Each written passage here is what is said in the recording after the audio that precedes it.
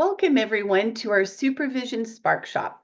A Sparkshop is meant to inspire, inform, and spark ideas in graduate supervision.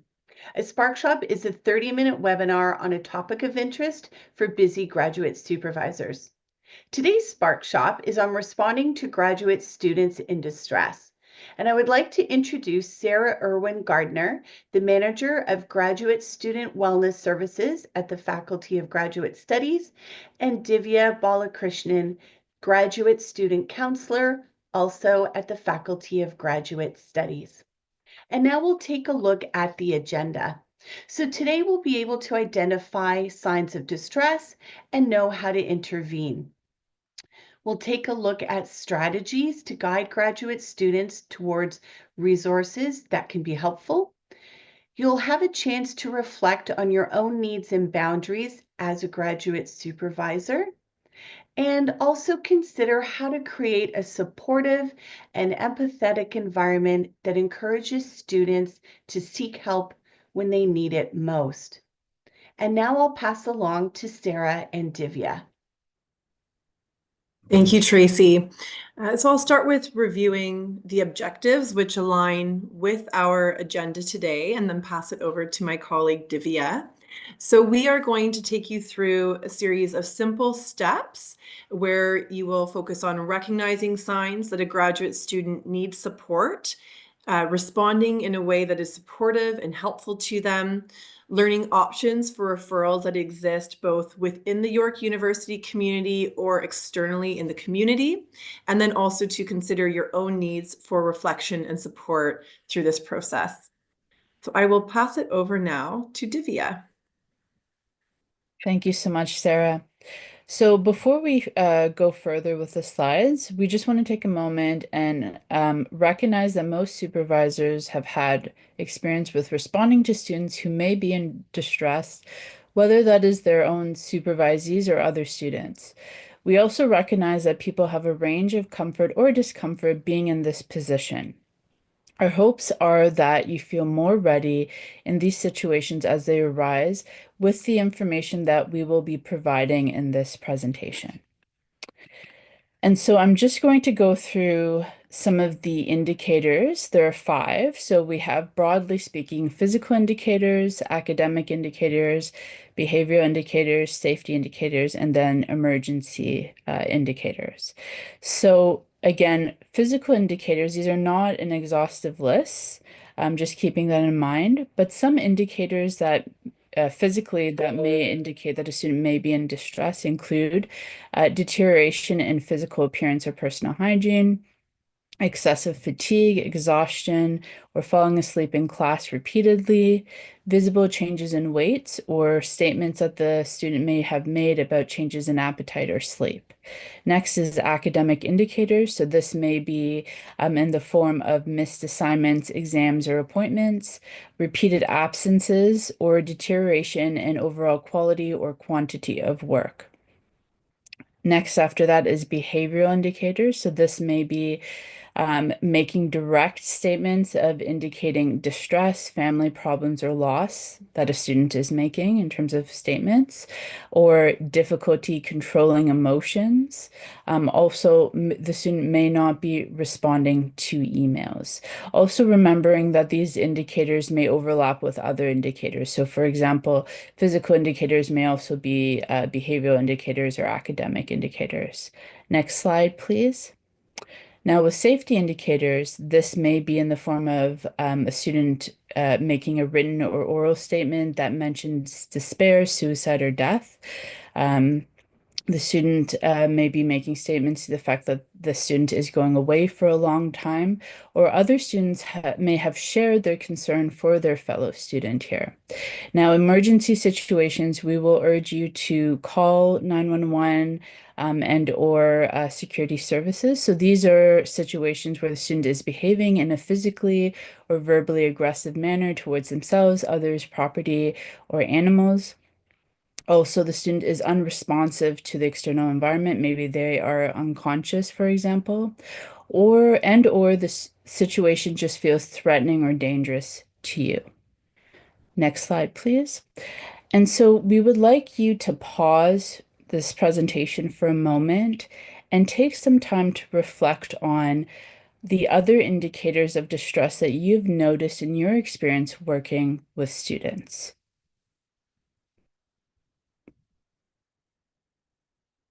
Okay, so now that we have discussed the indicators to be on the lookout for when a student may be in distress, the next step is how to respond to the student that may be in distress. And so the first thing to consider is setting the stage. So before you even approach a student, be aware of your own body language. Make sure that you have an open stance when you're approaching the student, so no crossed arms, trying to be aware of your facial expressions, being more open and caring and compassionate in your stance, and making sure your facial expressions aren't in a frowning mode.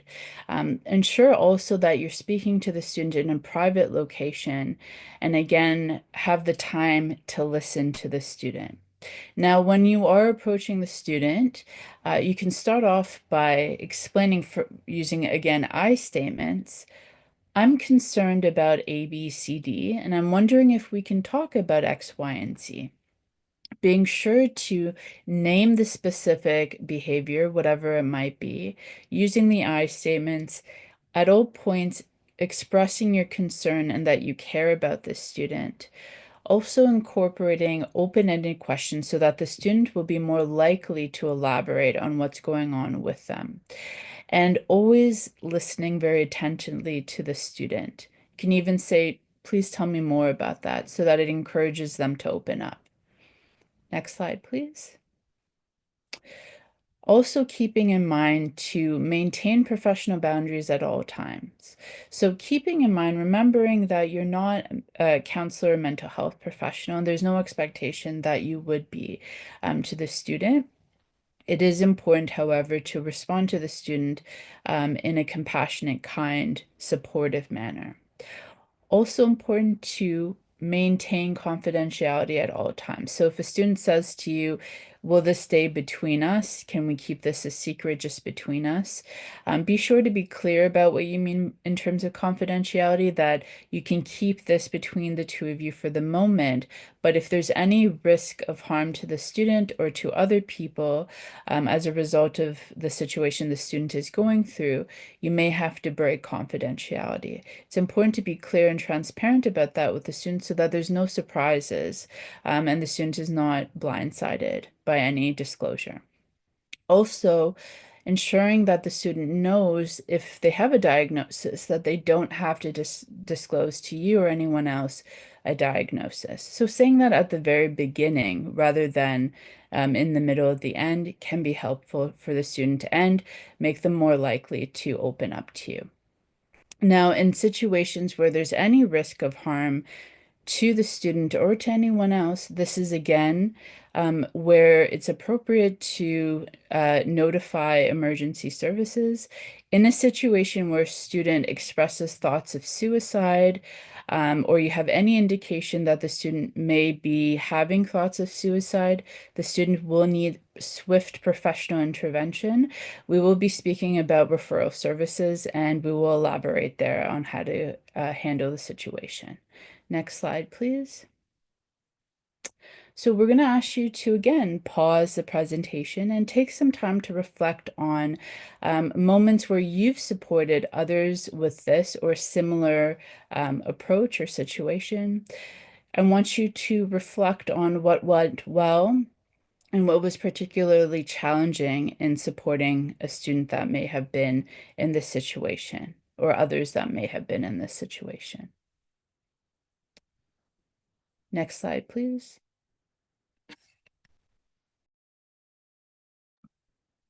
Thank you, Divya. So I'm going to walk us through the next section, which is all around referral. So learning a little bit about the options that are available at York University to provide that direct referral and connection for support, as well as a couple key options that exist outside of York.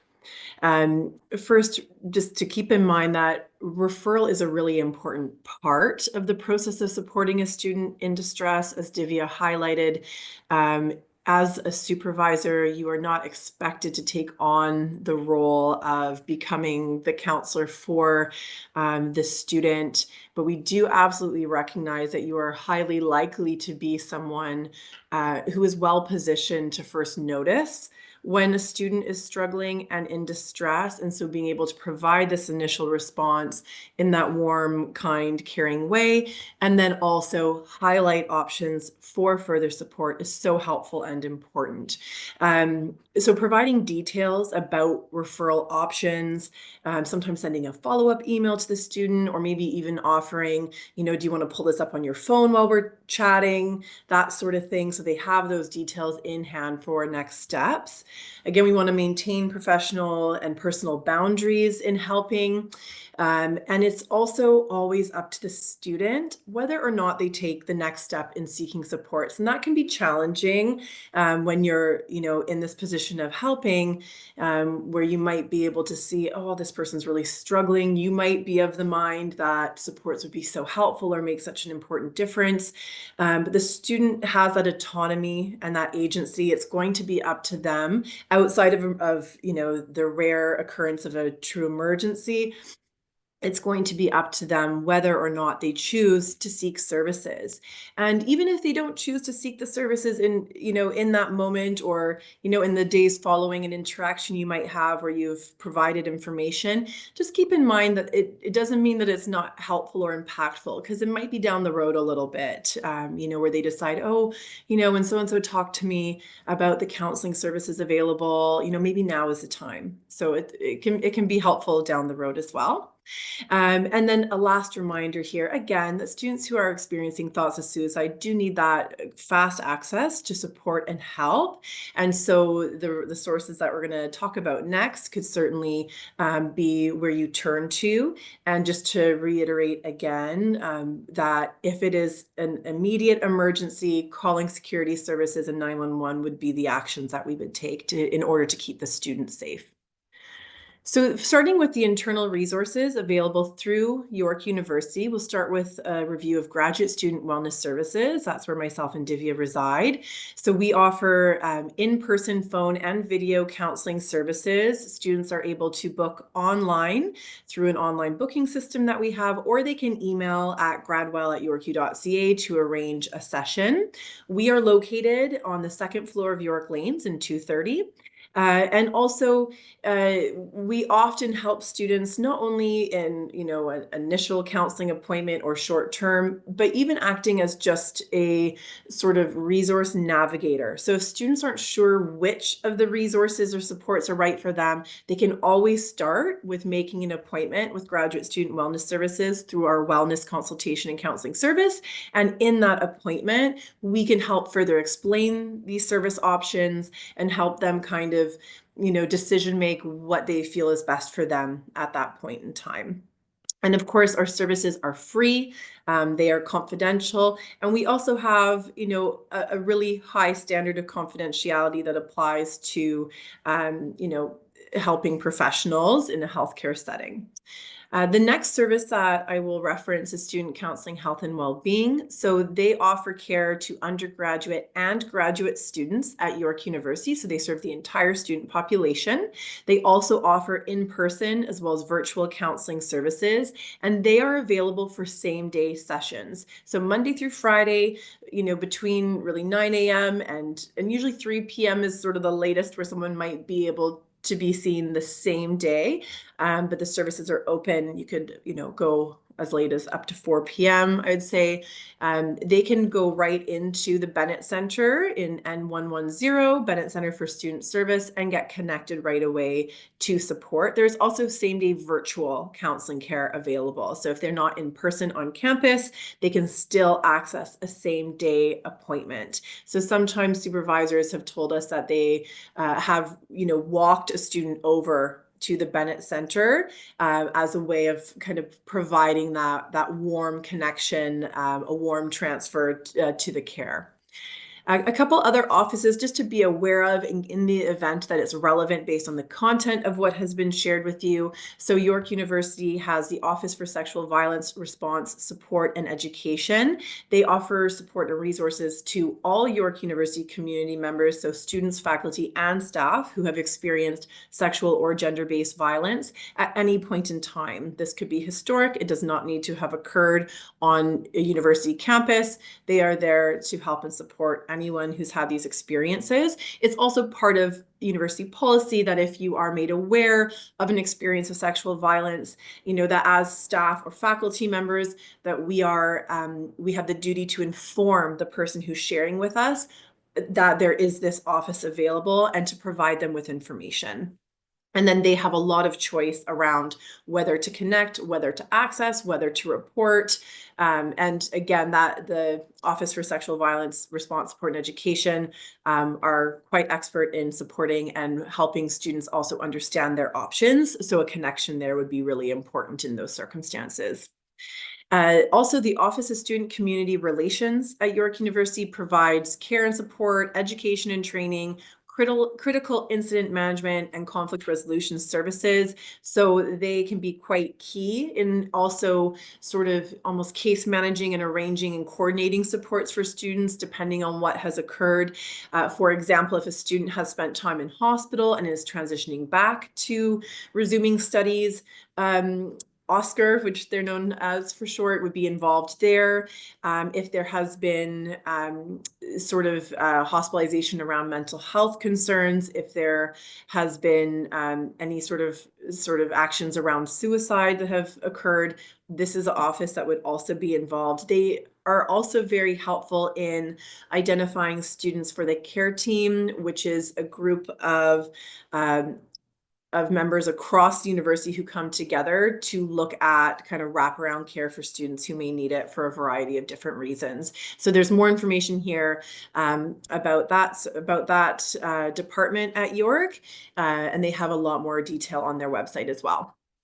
So moving to external services, it's helpful to note that graduate students they do need to have a health plan, right? So if they are not a QP 3903 member, so maybe they're not working as a teaching assistant or graduate assistant as part of their educational experience in graduate studies, then unless they have an external health plan, they would be, required to have the York University Graduate Student Association's health plan. And with that does come access to extended health benefits, which include funds available specifically for mental health and wellness counseling with a variety of different types of practitioners. So just letting students know that they do have funds available through their extended health benefits where they could, connect with a practitioner of their choosing in the community. So sometimes we have students who, for them, it makes sense where they want to find a provider who's available in the evenings or on weekends or,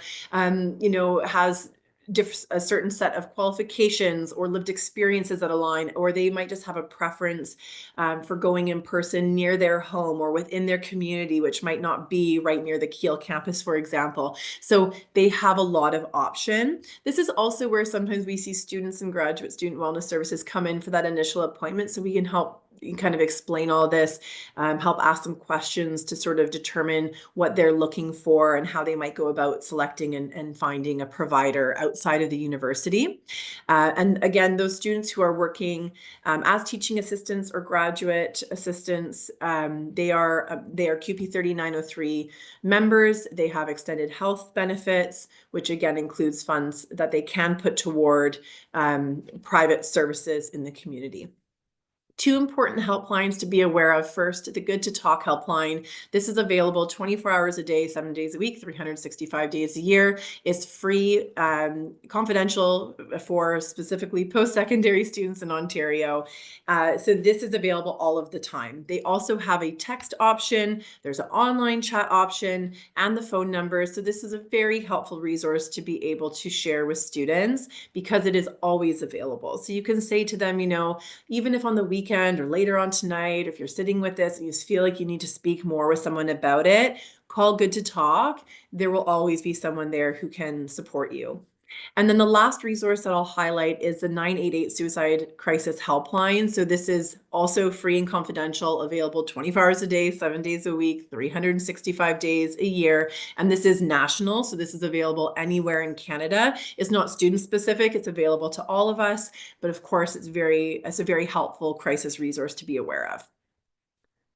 All right, so I'm going to pass it back now to Divya, who will take us through the section on reflection. Thank you so much, Sarah. Next slide, please. So we're going to talk a little bit about reflection. So after you've had an interaction with a student in distress, it's really important to take some time to, at all points, ensure the privacy of the student. Confidentiality is top of mind here. Also taking the time to engage in self-care activities.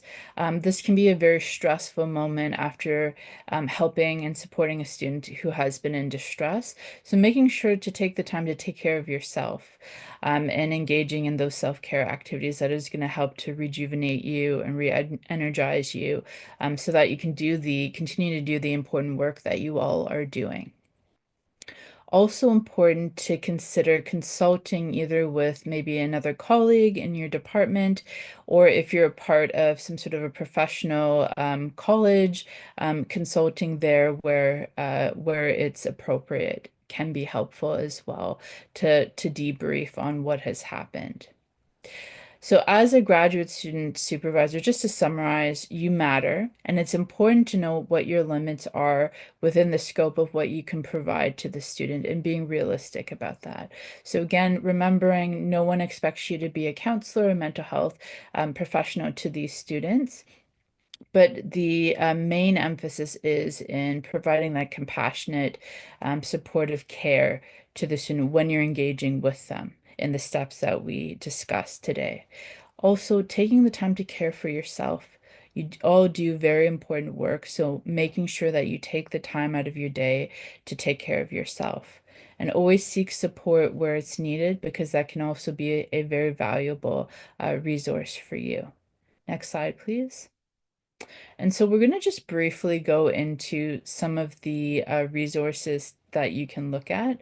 So resources for personal support. So first is the health, safety, and employee well-being resource that's available to all staff at the university. Next is the employee and family assistance program with the numbers there, as well as the website. They offer a number of different supports, not just to you as the employee, but also to a spouse and any dependents. You can also take a look at the extended health benefits to access services there for you. Connect also with close family and friends. That can be a great source of support. And again, engage in activities that are going to feel restorative, relaxing, and re-energizing for you. If you have any further questions or wonderings after today, you are very welcome to reach out to us at gradwell@yorku.ca. We also are available to provide support to supervisors, faculty members, staff. If you are, in a helping scenario and you need some advice or guidance, we are always happy to connect with you and support you through that as well. So again, we welcome you to reach out to us at gradwell@yorku.ca anytime you need.